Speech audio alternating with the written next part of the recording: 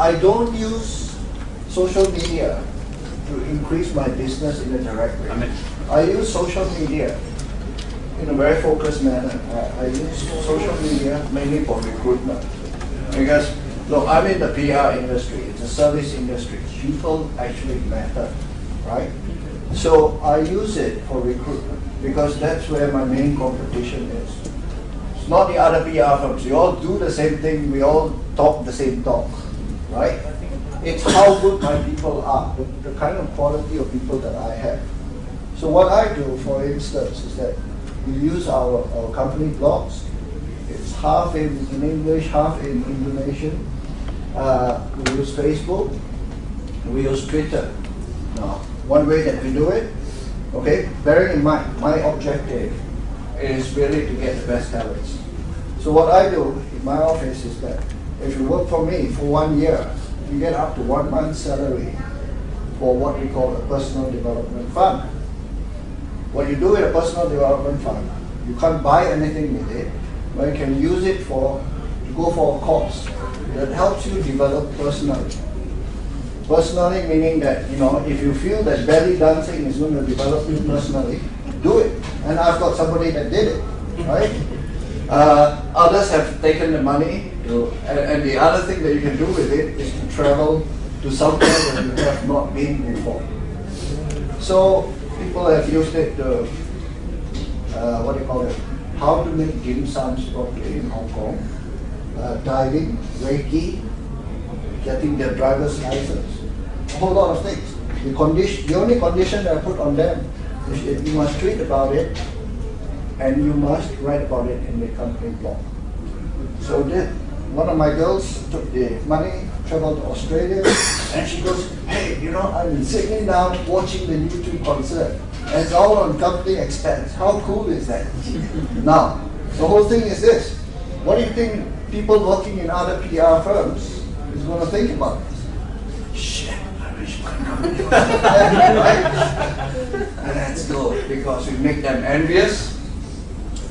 And really the best people then start applying to us and we get the best people.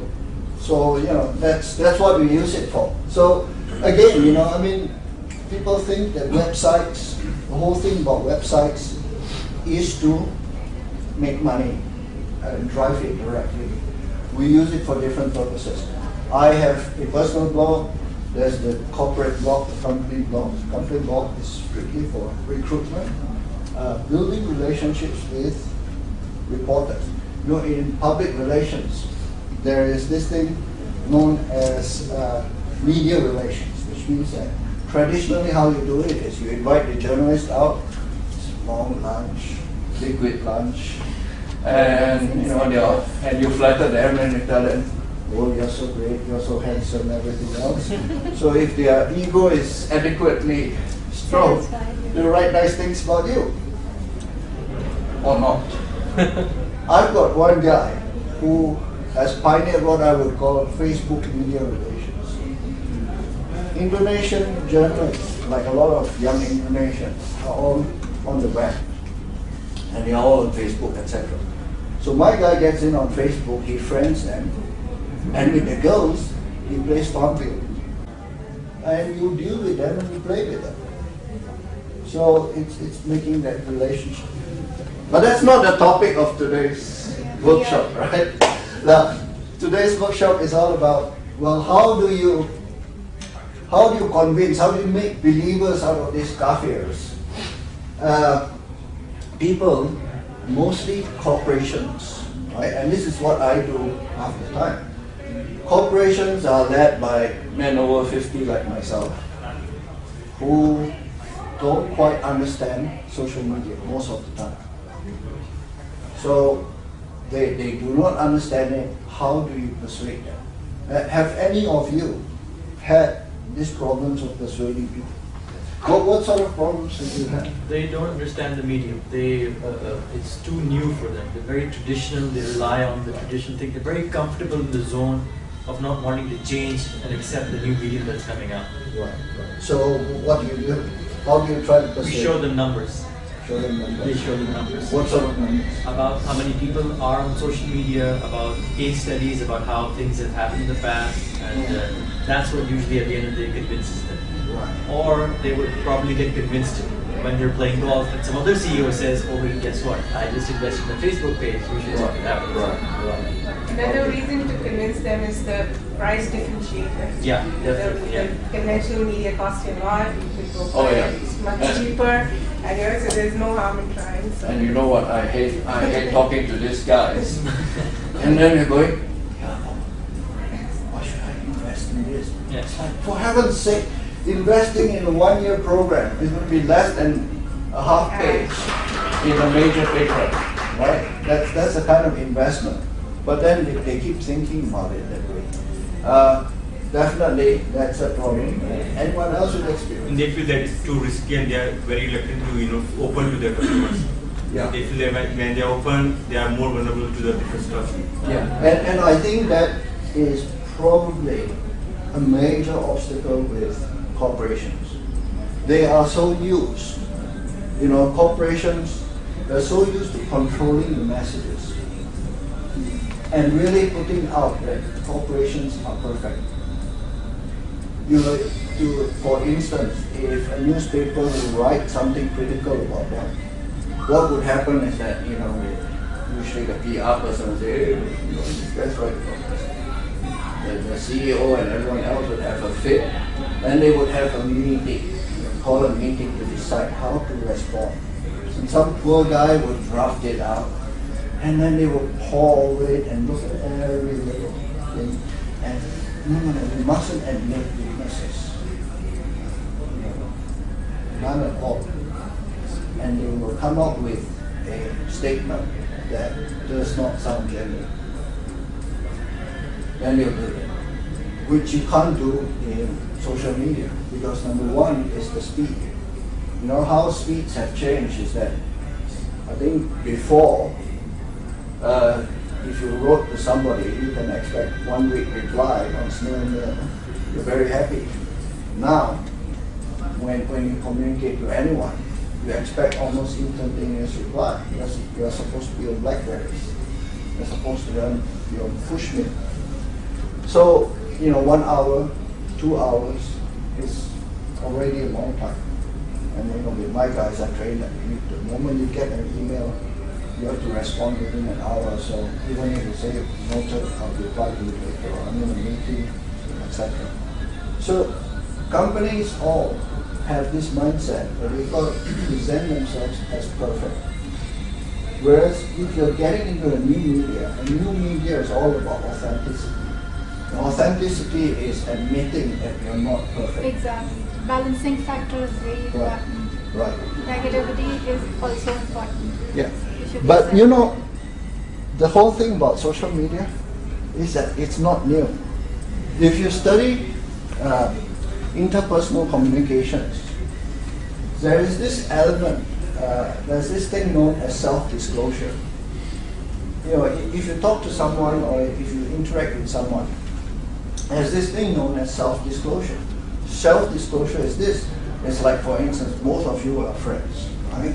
So you confess to her, oh, this boy that I like, this and that, and she's over there, yeah, okay.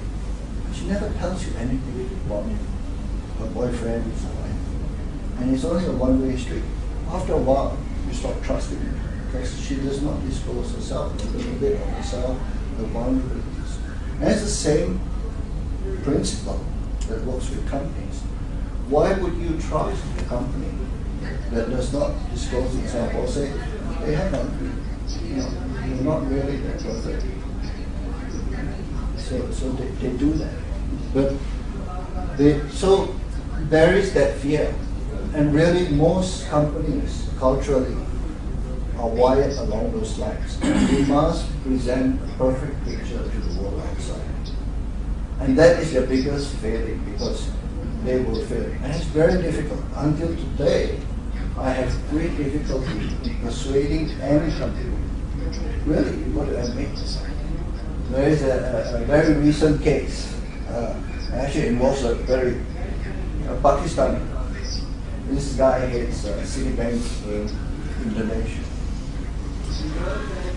It's a very bizarre case because it involved coincidence and a lot of saucy details. There's this relationship manager in Citibank with very, very ample assets. Right? She's 50 years old. She's gone through many plastic surgeries. She's got 2 Ferraris, a Hummer, and a Mercedes 380. Luxury apartment.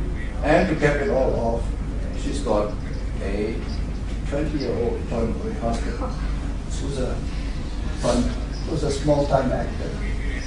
She swindled people of 1.7 million. So when Citibank reported, hit the papers all over. In the same way, a recalcitrant credit card and came in for negotiations on his debts.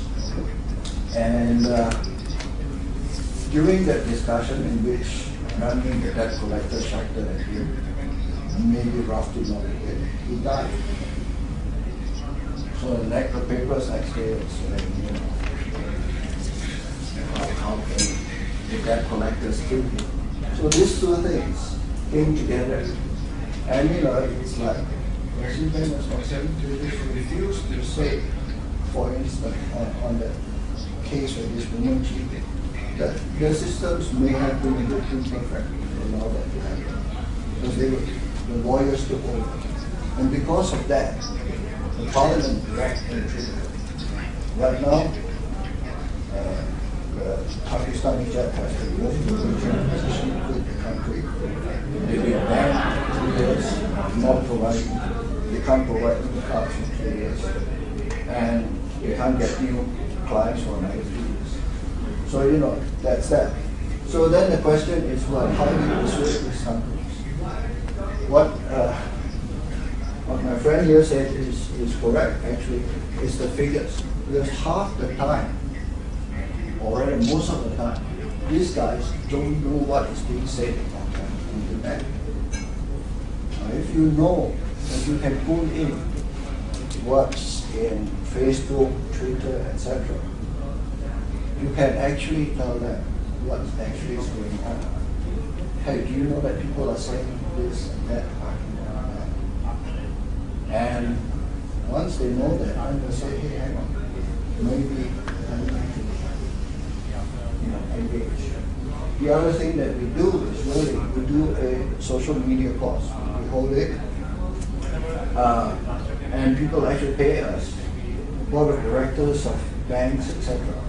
We do a course in education. So if you're going to play in this area, then you need to invest in educating people because it's a long haul. Even in a place like Indonesia, where right now everybody wants to get into social media, a lot of them still need some basic which are in a way services that you could buy.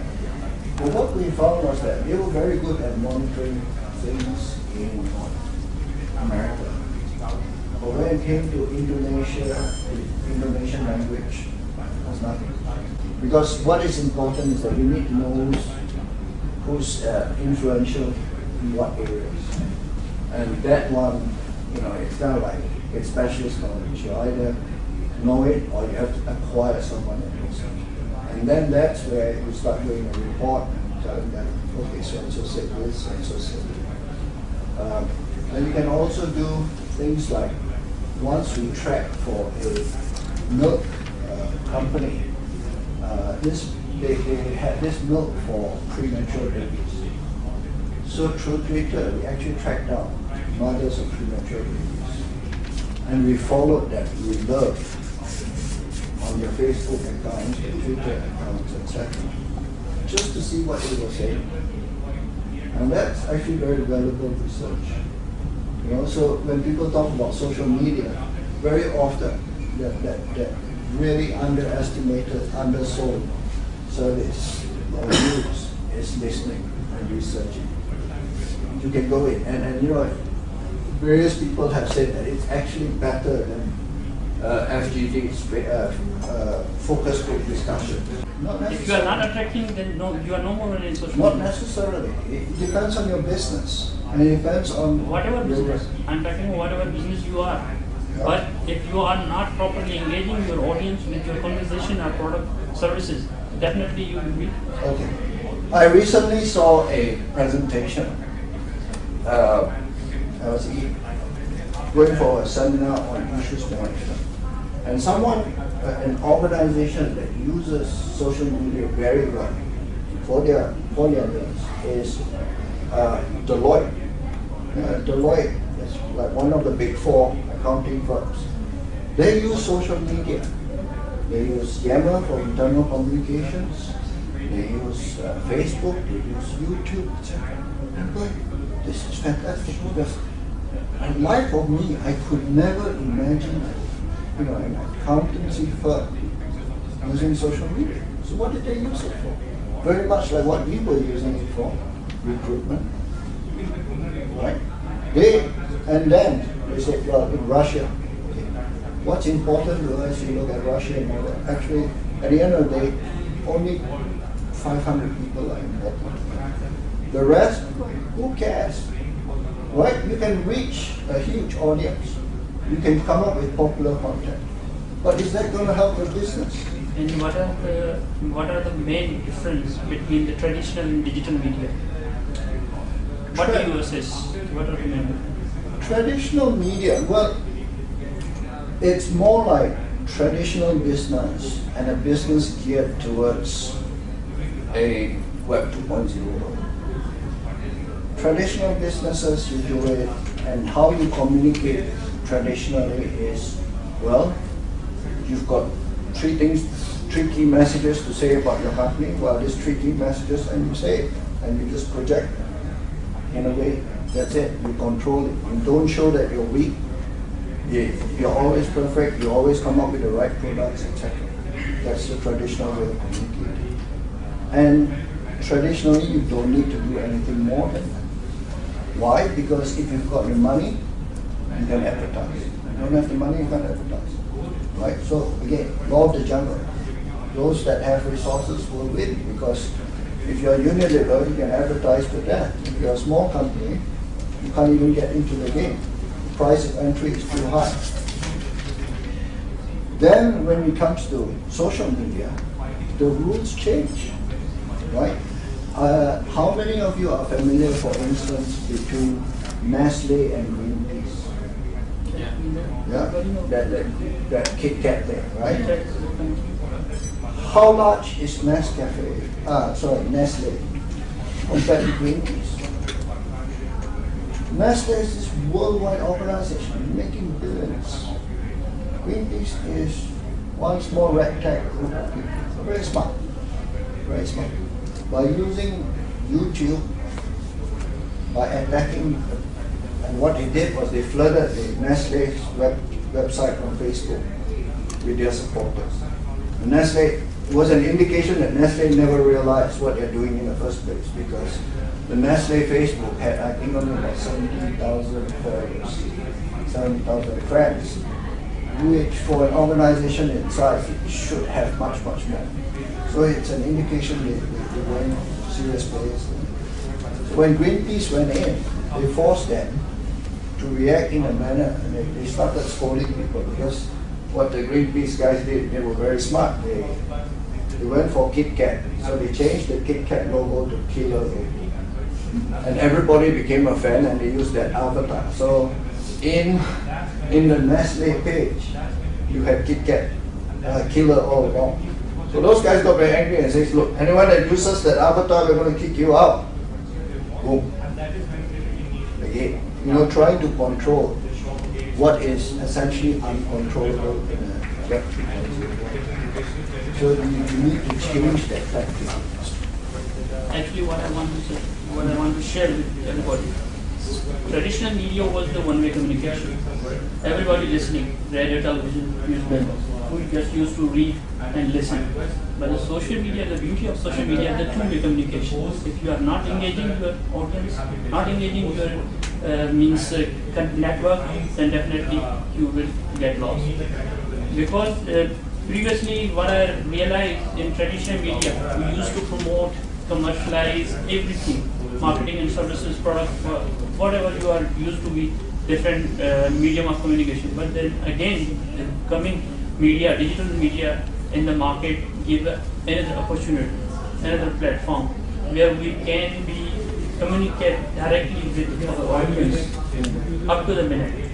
Every second you get the feedback from your consumer directly on your Facebook pages, on your Twitter, on your YouTube profile. Now your impression is getting more powerful as compared to your traditional media. That's why it is more powerful to use for the marketing and product services. If you know what it is. But you see the problem with We have to convert people if we are properly engaging them. true. And if you know what you're doing, if the company is clear about what they're doing. But you know, there's a great book, I think I forgot, Louis something. It's called Make Meaning Not Buzz. And really, in the old economy, buzz was all about, right? So if you can get more people to mention your brand, more visibility of your brand, that's great, because what it means is that your brand will become more memorable, it will sell more, or so the theory goes. So they transplanted this idea onto Twitter a lot of times. So, you know, what they do is they pay somebody and says, you get us lots of hashtags for this thing. Now, in the old economy, that works out to great, lots of mention, lots of visibility. In Twitter, it works out to noise. And everybody gets irritated. You know, it's like this idiot that keeps, you know, spamming me with this hashtag, unfollow. And that's it. Coming back to the topic, as you were mentioning in the panel discussion that the current scenario of the Pakistan of the emergence of social media is similar to the Indonesia one 4 or 5 years ago. So in that scenario, how you persuade the company CEO or the decision makers to jump into this social media? Because as you mentioned, I mean, you can give them the figures and facts, or you can tell them the beauty of social media, the cheapness and cost effectiveness. But still, what are the main selling point would be that for the customer point of view for them to jump in? I could not. The truth of it is that I could not persuade them. I was telling them, doing the face, I was trying every technique. They were just not ready. So that's what, in life there are things that you can control, there are things that you can't control. We decided that, well, we couldn't control that because they were not ready. There's this thing has an idea before that time. And so we said, look, we can't control that. If they're not ready, they will not take that service. So what can we do in the meantime? What can we control? We can control what we know and how we do things. So that's what actually spurred us to organize this press hub blogger, get in on the center of the whole online community, work with them, gain the trust, gain credibility with them, and from there, we leveraged it in 2009. That's when we started the social media division and started consulting. So in the beginning, we could persuade one or two. After that, everybody was coming to us and said, can you do this and can you do that? To the point whereby we start turning them away because they say, hey, I want a Facebook campaign. They're like, what do you want a Facebook campaign? We want to launch this new credit card. What's great about this new credit card? Well, we used to be a metals platform, but now it's a rewards platform. Like I care, like your audience cares. What are we going to tell them on social media? We used to be metals, now we are a rewards platform. We put that on social media, people will come in and say, what idiots are you? Who cares? What's in it for me? So, and then they decided, you better not. And we said, really, if you wanted to do it, then you got to do it in other ways which are much more engaging. But things always change, time gets compressed. Here, I think you have fairly similar situations, but you also have companies that are beginning to accept it, more progressive ones. So I think the best thing you could do, build your online presence, network like hell among the online, because that's where the influence will come. And prepare for the day when they come knocking on your door.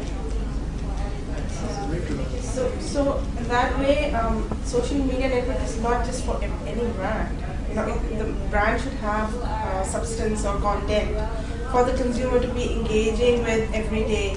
You know, compared to conventional media that just breaks out an offer and that's it. And that's what a lot of brands are doing in Pakistan. They're not really on Twitter. Now they're coming on Facebook. But what they do is they just create a fan page, and you hit the like, and then that's it. The interaction is there. That's right. You never revisit the page. You know, once they have the like, and you know that's their referrals. You don't engage them from day to day basis. There's nothing new coming on it. So because basically they don't have a unique point of view. Right? You know. Or the offering. You know, it just comes with the launch and that's it.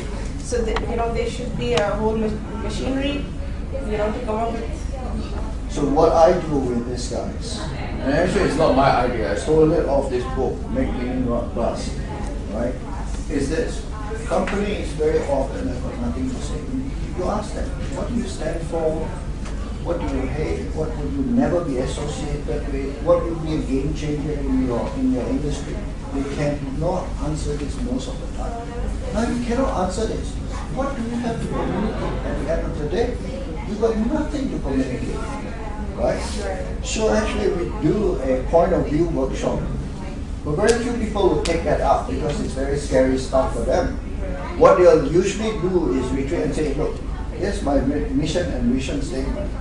It's like, yeah, I'm going to get excited by your vision and mission statement. Watch me have an ecstatic moment, right? It's like this. Vision, mission statements are essentially internal documents. Strategy. Whenever you are designing your strategy, then definitely you have to. Yeah, but it's an And internal Nothing for document. the consumer. It's a document to inform. Of course, but definitely you have to be clear. If you have mission, vision. No, but essentially, that's an internal The document. beauty of social media is the cost-effective platform for everyone, small, medium business. Okay? Whenever multinational companies have a lot of budget to spending in marketing, but a small, medium, a new entrepreneur haven't that much of amount in his pocket. So definitely, social media marketing give you the edge to promote yourself. It's one of the best tool to promote your personal brand, promote your small new product in the market, even new idea in the And I market. think the question is, well, it gives you an opportunity, I was but just how do you thinking- take advantage of that opportunity? True. And really, a lot of times, if you have to work with corporations are just not equipped to communicate because they don't have a point of view. They'll go for they'll retreat to the mission, vision, value statement. But really, those are internal documents that are good for inspiring the staff, telling them where to go and what their vision and all that. But you cannot take it out to communicate to an external audience. The only thing that you can actually take it out is basically your point of view. And if you can articulate that, I mean, if you go into that book, and it's not that difficult to do. Again, it's not that difficult to pull out these ideas, do a workshop from there, and charge companies a lot of money for it, to do that. And if you can do that, then the company actually at last will have something to communicate. Because it's like a person. If a person does not have fairly strong views on anything, or a blogger that does not have fairly strong views, pronounced views on anything, then they're boring. There's no point reading them. There's no point listening to that company. But if the company has that, then you can start. But the whole thing about convincing companies is to convince them that this is a brave new world. And we actually do a process of who's moving your digital cheese. That story of who's moving your cheese. It's the same thing. It's who's moving your digital cheese. You either move it yourself or somebody's going to move it for you, and you're going to be out of business. It's not a issue of budget because every organization is a very big budget, like I say. But I think it's an education, like not the higher management, CEO or CFO, whatever it is. And marketing people are also not aware about the social media. What they do normally in every organization, they make a one poster, one flyer, quarterly or half yearly. Then they sit quiet. They're working in after 6 months. But in social media, you have to be very active after a single minute, and you have to face the problem. It's kind of like the job of CRO, customer relation officer. If people comes to you on your site, they will say you good, bad, many things. And your legal department also need to be very active. Like if you have seen in the Facebook, the Pepsi Cola was used for cleaning the commode. Mentos are also. So there are many things. So not only the marketing department, they need a team of all people, technical people, marketing people, legal department, all the things. Because in normal newspaper, you can pressurize the newspaper organization and everything. But in the social media, 10-year boy can also comment, 100-year people can comment, everything. But in newspaper, selected people can comment on your product or on your market, company. Well, actually, I think the resources are less than what you detailed just now. Social media, do you really need lawyers and all that? A lot of times you don't. No, because it's a new thing, it will come up, But this people is will where you learn the kill things and all things, this. This is where you kill things. The moment the lawyers go in, like, Don't say anything. Don't say anything. Whatever it is, don't say, don't admit, don't laugh at yourself. Have no humor, right?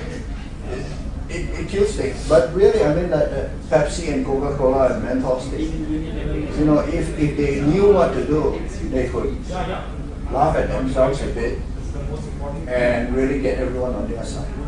And actually write it, and maybe even have a competition, you know, who can shoot furthest with a Mentos in, and, you know, sort of have a competition. How cool is that? Right? I think that's what's missing in our brands, because they come through their media companies, and the media marketing companies, they control the content, so they're very doctored, and the brand attributes have to be just liked, and that's all. So, you know, Well, and in marketing, they're not fun. Marketing pages. people, I don't like. Unfortunately, They not even care about what to do on conventional media. unfortunately, in Pakistan, there are so many companies are sale-oriented, not marketing-oriented. Yeah, right. Just you have to analyze them. Right. They are mostly sale-oriented. Just you say, That preconceived once I idea is get what's gonna complete design talent and then sit silently. I would like to ask your opinion on one thing. Comparing these social media sites now, a lot of things have come up, but primarily it is blog and it is then Twitter and then Facebook. What I was feeling and I was going to ask you is that Facebook and Twitter, as compared to blogs, are less permanent.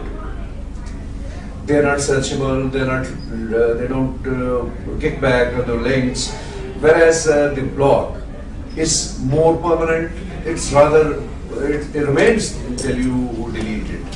Now, the problem is that people who cannot write or do not want to write, they opt for social media and Twitter. And people who have the skill to write, they go for the go for blog. Not necessarily. Well, not necessarily. I think there's a bit of It's a different kind of format, blogging or like traditional print media writing. Just I wouldn't say they have Shazia, less, just you have to measure the traffic.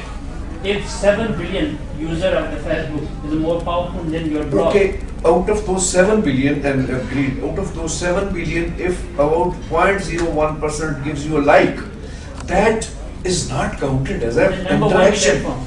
Facebook is the number one platform. Okay, number one, I agreed, absolutely. But do you think that giving a like, which maybe I give you like whatever you say, just to remind you that I came on your page, is that an interaction? No, it is not. To me, allow me to say that. To me, interaction is once I am giving my opinion and I am committing myself to tell you that either you are wrong or you are right or whatever, the way I feel like. But just giving a like or just showing my presence on your Facebook or on your wall. We always count impression. Yeah. 1, 200, Steady 1,000. sections. Always count I'll impression. tell you an Not experience. content. I'll tell you an experience. About 2 years ago, the Go Green campaign. Yes. It was Farhan Masood, I, Jahan, and 3-4 other. We got together on Twitter, and we decided to, just about a month before, it was July, during July that we decided we would start a campaign and turning out photographs with the Pakistani flag. Okay, and we started this with 3-4 people, and all of a sudden we start hashtagging it, Go Green Pakistan and Go Green Pakistan. And it was a multiplying viral impact. Within 3 months, on 14th August, we had something like 15,000 followers. And another 2 months down the line, we had another 30,000 added to it. That is roughly 45,000 followers, which were actively using the hashtag Go Green Pakistan. So, ideas promotion can be viral, and microblogging, or even the tiny microblogging. I'll give Facebook a microblogger, and Twitter even tiny microblogging. Yes. That's a very good example. Are you all familiar with the term technographics? Technographics. Shalini and Forrester wrote a book on Swap. In the old days, you had demographic. Demographic is how old you are, where you were, what social class you were, how much your income is, and that's how you found out who your audience was, right? So that you know what your audience is like, you talk to them. So if I have an educated audience, I talk to them through a prestigious paper. Uneducated audience will be resort to radio. Now you have the web. So who's your audience?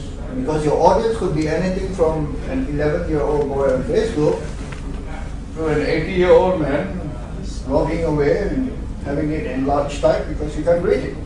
So how do you know who to target? Now, this is where the demographics of the web comes in, and it's called technographics. And what they do is they say, well, you split them into how they consume the internet. You got some people who are publishers, content generators, people blog like you. You are content generators, people who post things, etc. And there are people that don't write anything, but they go into other people's blogs and Facebook, etc. to comment, right? They're commentators. Then others would just join and they'll just see it and won't comment and do anything. Right. So, and then you have finally this group that's just not on the net. So now the thing is that if you can figure out where your audience is, then you would know how to engage them. And once you know how to engage them, at the end of the day, there is no hierarchy between a blog, Facebook, Foursquare, LinkedIn, etc. It depends. Again, you go back to what do you want to do, who do you want to reach, who do you want to influence, and for what reasons. So for certain audiences, a blog is the best vehicle. Other audiences, Facebook. So like my firm, for instance, the kind of like serious stuff, intellectual muscle flexing, we use the blog. Because what we want to do is to impress people. Thought leadership. I can think in novel ways, I can analyze something, and I can be witty about it, hopefully. Now, that is... You are, by the way. So that's what you use the blog for, right? Is to impress it, intimidate your enemies. Yeah, that's what a blog for. Then when it comes to Facebook, it's about, hey, we have this party in our office, look at these photos, you're tagged here. We had this function with this, with reporters, and everybody was in fancy dress. And I mean, if you see my icon on Facebook, it's me pretending to be Sukarno. So we're being very silly there. But very, sociable, silly, etc. So that's Facebook. Then we've got LinkedIn. And LinkedIn, this is where, it's like, I don't know if you watch the series Blackadder. Yes. Yes, I'm like Godric. I have a cunning plan. And my cunning plan was that I started a group on LinkedIn called IPPG. I don't know about the PR industry here, but the PR industry in Indonesia, nobody talks to each other. So nobody knows what's happening. So I started a group called IPPG, Indonesian PR Practitioners. And you get all these guys, we'll join. Now once you join, I got you. I got your CV. I'm constantly going down there and throwing it. I get this person or what. I know my competition. I know who to poach. So, so you use different channels. At the end of the day, whether it's a blog, all that, that's the last thing to think about. The whole thing is to think about what's the strategy first. And once you get that strategy, then you decide, blog is most appropriate, Facebook is most appropriate, Twitter is most appropriate. Twitter is very good for pointing things. We had a company that Hock chapter 11. It was an airline company. Microblogging is a great. Yeah. It was an airline company, so when they filed chapter 11 and closed down, thousands of passengers were stranded. Some were stranded in Hong Kong, others stranded elsewhere. Angry people. That's why we used Twitter to direct them to the website, where they got more information. And actually there was no hope in hell the company could refund them, but we said the psychology of people is that if you feel you have some control over the process, it won't be too long. So we created this form for them to fill in. This is me, my passport number, my ticket number is this, I would like my money back, please process it. So they fill it in, they feel good about it. The amount of anger was done. So that's how you use it. I've been told that you got 5 minutes to One last question. You said that you belong to a generation, of the typewriter generation. How were you converted to social media? I read a book and I got scared. Essentially, I remember I was going through Singapore, the borders there, down the Orchard Road. I saw this book, Naked Conversations. Having a dirty mind, of course, I thought, this is a good book to pick up. But it was actually by Shell, Israel, and Robert Scoble.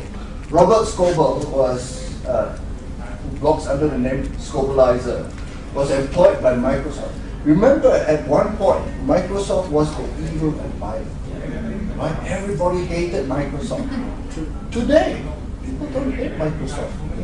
Not so much, Right? He was part of that change. They hired him to blog about Microsoft. They hired him. He would go into Microsoft Office and do a video to humanize the people. Instead of an organization, you actually had this engineer with 3 kids paying off his mortgage talking to you. He'd upload this. And he also had permission to even criticize Bill Gates. Occasionally. He'd tell Bill Gates, I'm going to criticize you. He says, okay, let's go. Criticize me. And you go. And that helped humanize Microsoft. But that book actually said that the whole implication is that businesses can talk directly to their customers. You don't, the reliance on the traditional media to reach your audience is no more. With social media, you go directly. Oh shit, that was my business. Right? Because PR people are middlemen between the traditional media and businesses. They don't understand the media, therefore they need us to interpret it for them and do things for them so that they can talk to the media effectively, and then the media will carry their stories to the consumers. If they don't need to go through the traditional media, my business is gone. I'll be out in the streets begging. So he said, well, we got to try to master this new animal. This new beast, we got to know it. And that's where I started blogging. And we made a lot of mistakes. One of the mistakes that I still can't lift on my office was that we started this office blog. And one day I was trying to migrate it from a WordPress platform to a self-hosted platform. And I deleted the whole thing. So the whole office hated me for a few weeks. And they just bring it up now and then just to laugh at me. Okay, so got one more question? If you have. Observations? One more last question. Hmm. What is the difference between Indonesia and Malaysia? Indonesia is really cool. Very technical. They are the biggest Islamic country. They have got no hang-ups, right? The best way to describe it is that Indonesians are very comfortable in their own skins. Malaysia, and I'm from there, so I can say the worst things without unity. Malaysia has got into a situation whereby people are very assets. Culture is assets. They're trying to force things, right? So they're trying to force a Malay identity. They're trying to force this pseudo-Islamic identity. They're trying to have the tallest building and this and that. And what happens is that because of the affirmative action in Malaysia, the different races, like Chinese, Indians, Malays, are now polarized more than ever. And the level of thinking there is just gone. I used to work for a newspaper there. What I left was that in 1987, Mahathir was kicked out for political reasons. And being a young, angry young man, I left and never went back. And I'm glad I left because it's just going down. And I think if you watch that era, within 5 years, Indonesia is going to surpass Malaysia. Malaysia is on a downward trajectory. Indonesia is Thank you. Thank you.